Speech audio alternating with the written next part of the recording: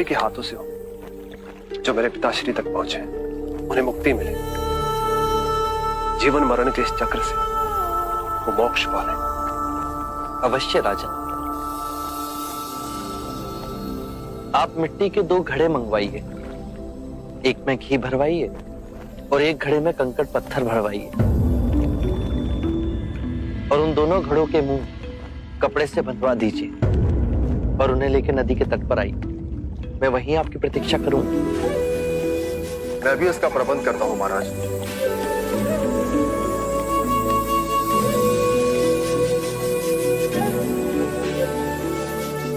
महाराज, अब आप इन दोनों घड़ों को पानी में डाल दीजिए।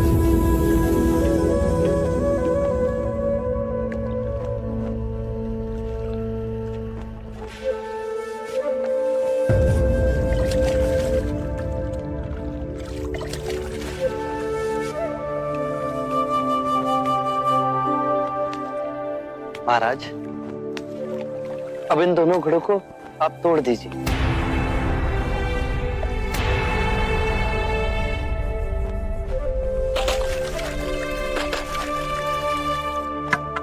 महाराज, अब आप ध्यान से देखिए कि ऊपर उठ पानी पर तैरने लगा। अब बताइए, मेरे या किसी और के पूजा पाठ करने से क्या ये घी नीचे बैठ सकता है? असंभव। ये तो घी का स्वभाव ही नहीं। सत्य कहा आपने। उसी प्रकार किसी भी पूजा पाठ, विधि विधान, कर्म कांड के द्वारा पानी के अंदर डूबे हुए कंकड़ पत्थर क्या ऊपर आ तैर सकते हैं? नहीं बुद्ध, ये तो प्रकृति के नियम के विरुद्ध है। तो हम प्रकृति से भिन्न कैसे हुए? हम भी तो प्रकृति का ही रूप है। सत्य कहा बुद्ध। एक सत्य ये भी है राजन, यदि हमारे पूर्वजों ने अपने जीवन काल में कंकड़ पत्थर बोए, दुष्कर्म किए, तो वो स्वाभाविक ही कंकड़ पत्थर की तरह नीचे बैठ जाएंगे। और यदि उन्होंने अपने जीवन काल में सत्कर्म किए तो स्वाभाविक ही घी की तरह ऊपर आ तैरने लगेंगे। जो बोएंगे वही काटेंगे। परंतु इस शरीर रूपी जीवन काल में ही नहीं, अपितु इस शरीर रूपी जीवन काल के पश्चात वाली यात्रा में भी हम जैसे कर्म करेंगे वैसा ही फल मिलेगा। अब बताइए, इस प्रकृति के नियम को कोई पूजा पाठ, कर्म कांड, विधि विधान, यज्ञ हवन मिटा सकता है? राजन, मैं भी इसको नहीं बदल सकता। केवल अच्छे कर्म ही मनुष्य की मुक्ति का द्वार खोलेंगे। ये कैसी तलवार है आपके हाथ में जो एक क्षण में सारे झूठ काट केवल ज्ञान को प्रकाशित करती है। ना जाने कितने जन्मों और भटकता में यदि आपकी कृपा ना होती, इस एक क्षण में आपने अपनी अदृश्य तलवार से मेरे अहंकार का सर भी काट दिया। धन्य है प्रभु।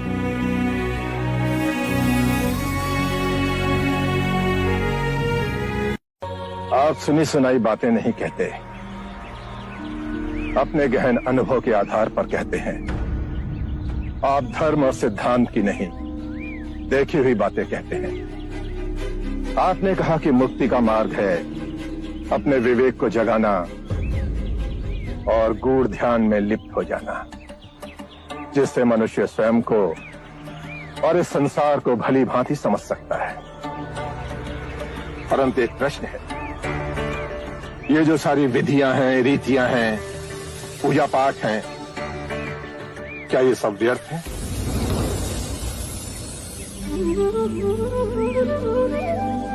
यदि कोई व्यक्ति इस नदी के दूसरे किनारे पर जाना चाहे तो वो क्या करे? यदि जल गहरा नहीं है तो वो चलकर जा सकता है, और यदि जल गहरा है तो वो नाव की सहायता से जा सकता है या स्वयं तैरकर जा सकता है। यदि वो चलना ना चाहे और ना ही तैरने को तैयार हो और ना ही नाव ले जाने को तैयार हो, और वो कहे कि मैं प्रार्थना करता हूं इस नदी का दूसरा किनारा स्वयं चलकर मेरे पास आ जाए। तब तो ऐसे व्यक्ति को मूर्ख कहेंगे, महामूर्ख। इसी प्रकार यदि व्यक्ति अज्ञान और भ्रांति को अपने विवेक से मिटाएगा नहीं, तो परम आनंद और मुक्ति के दूसरे छोर पे कैसे पहुंच पाएगा? चाहे वो पूजा करे या अनुष्ठान या व्रत करे या किसी नीति पर चले, वो इस किनारे ही रहेगा। हमने सारे शास्त्रों को पढ़ा, उन पर व्याख्या की, परंतु जीवन के इतने जटिल सत्य को इतनी सरलता से किसी ने नहीं समझाया, किसी ने नहीं समझाया। आप इस भटकती मानवता को परम ज्ञान का मार्ग दिखाएंगे। आप करुणा के सागर हो। हे बुद्ध, आप हमें अपना अनुयायी स्वीकार करें। बुद्धं शरणं गच्छामि, धम्मं शरणं गच्छामि। मित्रों, हम सबके बीच में मेरा चचेरा भाई अंगक बैठा हुआ है। अंगक रूपवान है, उसका आचरण कुलीन और उत्कृष्ट है। उसके बाह्य सौंदर्य की बराबरी केवल भिक्षु गौतम के साथ ही की जा सकती है। दो परिवारों के रक्त की शुद्धता उसके अंदर बह रही है। वेद पाठ का ज्ञानी है, ये तीन गुण तो उसमें है। पर यदि विचार के रूप में देखें कि अंगक मदिरापान करता है, हत्याएं करता है, बलात्कार करता है, झूठ बोलता है, चोरी भी करता है, तो उसके बाकी के गुणों का कोई मूल्य ही नहीं रह जाएगा। अतः मित्रों, सदकर्म और ज्ञान ही सर्वोपरि है पूर्ण ब्राह्मण बनने के लिए। इन दोनों गुणों में से भी सर्वोत्तम गुण आप किसे समझते हैं? सदकर्म और ज्ञान दो नहीं हो सकते। जैसे एक हाथ दूसरे हाथ को और एक पैर दूसरे पैर को साफ करता है, उसी तरह सदकर्म और ज्ञान एक दूसरे के पूरक होते हैं। सदकर्म आपके विवेक को प्रकाशमान बनाता है और विवेक से किया कर्म आपको धार्मिक बनाता है, और यही जीवन का गूढ़ मंत्र है। उत्तम, अति उत्तम सोनदन, आप हमारी आशा पे खरे उतरे।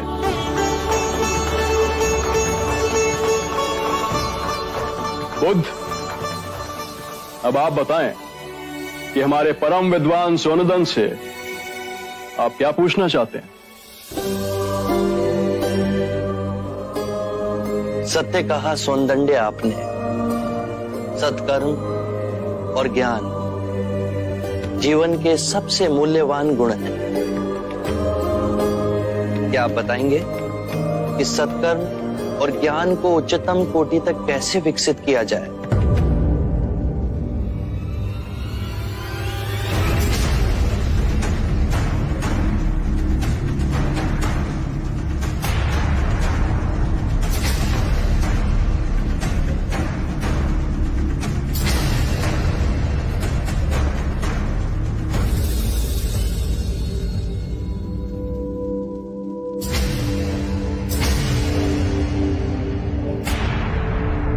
हे करुणा निदान,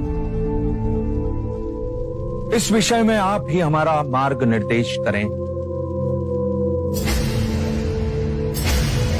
हम तो केवल सिद्धांत जानते हैं, किंतु आप बुद्ध बन परम सत्य को प्राप्त हुए हैं। हे परम पुरुष, आप ही बताएं, सदकर्म और ज्ञान की उच्चतम कोटि तक कैसे पहुंचा जा सकता है? आत्म मुक्ति के 3 चरण हैं: शीलाचार, ध्यान और ज्ञान। यदि हम शीलों का आचरण करते हैं तो ध्यान साधना में वृद्धि होती है और ध्यान साधना से ज्ञान का उदय होता है, जिससे शीलों का गहन आचरण करना संभव होता है। इसके द्वारा काम, क्रोध, मोह, माया, तृष्णा से दूर हो आत्म मुक्ति, शांति और आनंद को प्राप्त कर सकते हैं।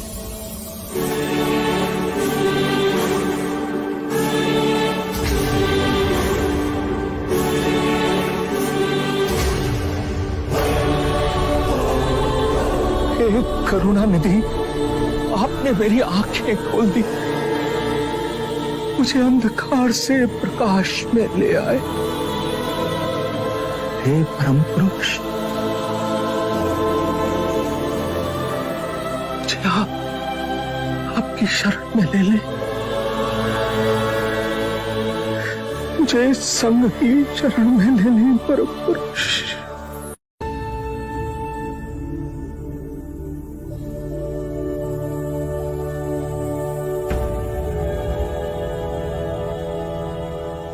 याद रहे,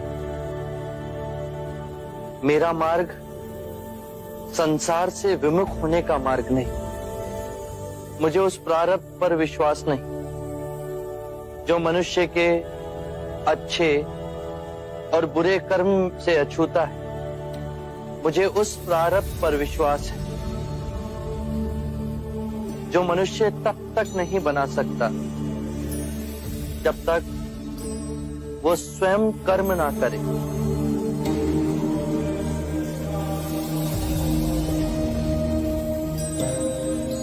हमने मां समान पृथ्वी को दुखदाई बना दिया। संपूर्ण संसार दुख और पीड़ा से तड़प रहा, परंतु ये संसार दुख और पीड़ा का संग्रह नहीं।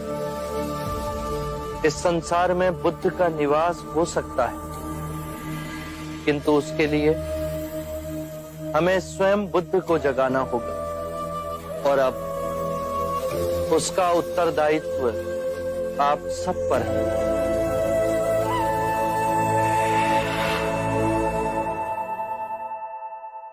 अज्ञान ही दुख, भ्रम, चिंता को जन्म देता है। क्रोध, लोभ, अभिमान, स्वाभिमान, ईर्ष्या इसी अज्ञान की संतान है। माया का खेल विपरीत का है, दो रूपों का है, परंतु जीवन और मरण दो नहीं, एक ही है। हमें इस भ्रम को दूर करना है। यदि एक बार ये भ्रम दूर हो गया तो हम अपना संपूर्ण जीवन कारावास में नहीं, स्वतंत्रता में जी सकते हैं। शील, समाधि, प्रज्ञा और आर्य अष्टांग मार्ग से इस भ्रम को दूर किया जा सकता है। एक बार पुनः दोहराता हूं, सम्यक ज्ञान, सम्यक विचार, सम्यक वाणी, सम्यक कर्म, सम्यक आजीविका, सम्यक प्रयास, सम्यक चेतना और सम्यक एकाग्रता।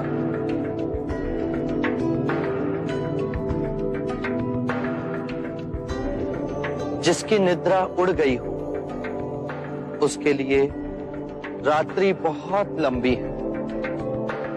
जो थक गया है उसके लिए पड़ाव बहुत दूर है। जिसने अंधे हो अपना जीवन जिया और धर्म का मार्ग नहीं समझा, उसके जीवन में अनंत दुख है।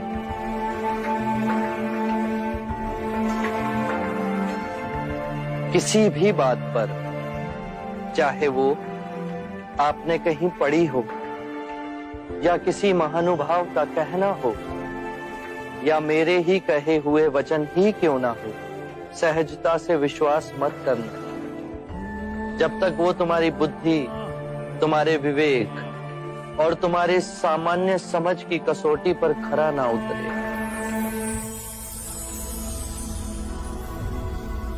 बुद्ध, और यदि परम ज्ञान के रास्ते में आपसे भेंट हो गई तो?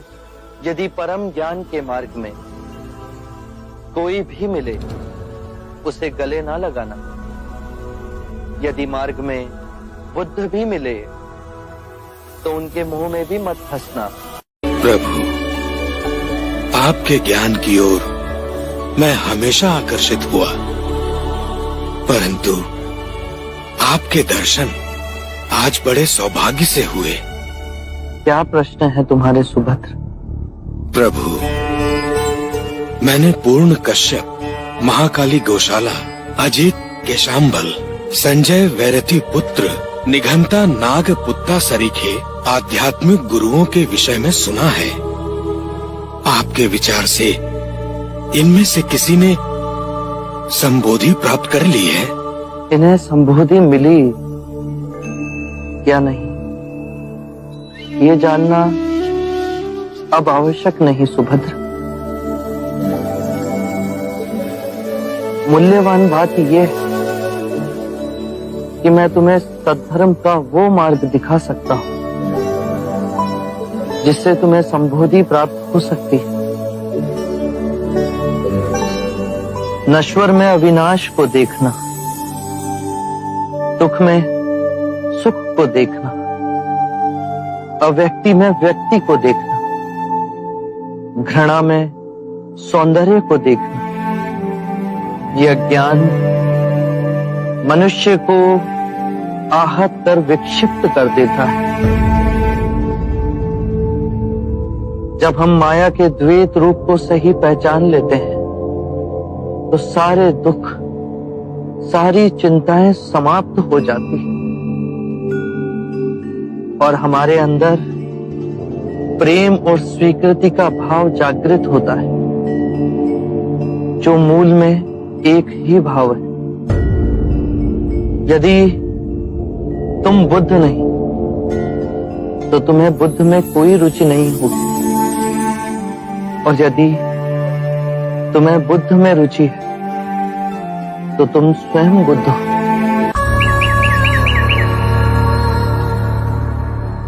मेरे प्रिय भिक्षु, ये मेरी अंतिम दीक्षा।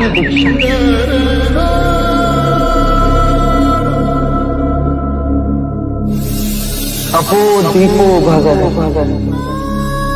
अपना दीपक स्वयं बनो। जागो और धर्म के पथ पर चलो। अपने अंतर के संग को साधो।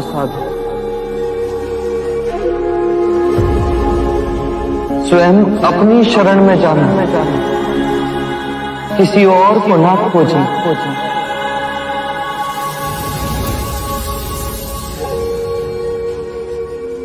जो है सब अस्थिर है,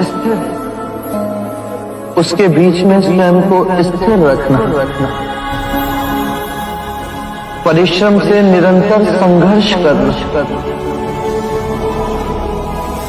कभी हार न मानना।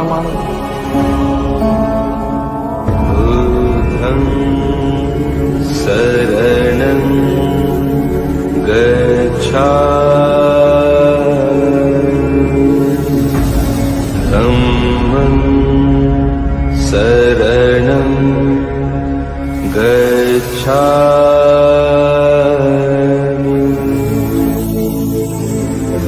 संघं शरणं गच्छामि।